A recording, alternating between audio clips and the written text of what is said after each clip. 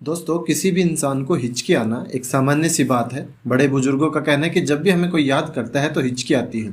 ये कहावत सही भी हो सकती है, हालांकि इसके पीछे बड़े वैज्ञानिक कारण भी हैं। मेडिकल एक्सपर्ट के मुताबिक जब हम सांस लेते हैं और हमारे फेफड़ों में हवा भर जाती है तो इसके चलते सीने और पेट के बीच के हिस्से यानी कि डायफ्राम में कंपन होती है और वह सिकुड़ जाता है।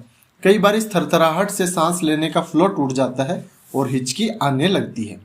डॉक्टरों का कहना है कि कई बार ज़्यादा मसालेदार या तीखा भोजन करने से भी लोगों को हिचकी आने लगती है।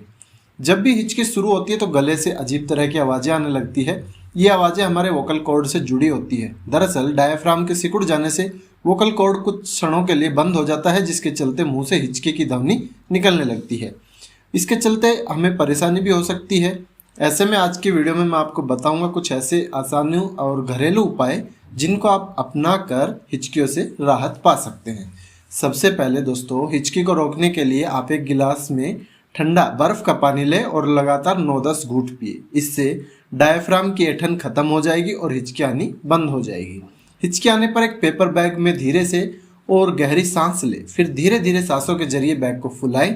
यह ब्लड में कार्बन डाइऑक्साइड के स्तर को बढ़ा सकता है और ज़्यादा ऑक्सीजन लाने के लिए डायफ्राम कॉन्ट्रैक्ट को और ज़्यादा गहरा कर सकता है। इसके लिए कभी भी आप प्लास्टिक बैग का उपयोग न करें। हिचकी लगातार आने पर आप जीभ बाहर निकालकर इसे रोक सकते हैं। सुनने में थोड़ा अजीब लग सकता है, लेकिन ये ट्रिक काम की साबित होगी। दरअसल आपकी जीभ एक दबाव बिंदु है और अपनी जीभ को खींचने से आपके गले की मांसपेशियां उत्तेजित होती है।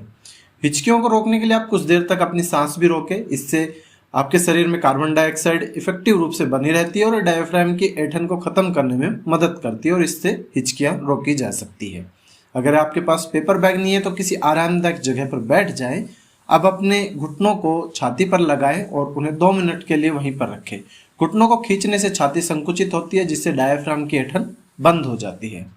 तो आज की वीडियो में दोस्तों इतना ही। उम्मीद करता हूँ अब आपको हिचकियों के लिए एक आसान सा उपाय मिल गया होगा। जब भी नेक्स्ट टाइम आपको हिचकी आए तो इनमें से कोई उपाय अपना कर देखिए, आपको राहत जरूर मिलेगी। मिलते हैं एक दूसरी वीडियो में, तब तक के लिए धन्यवाद।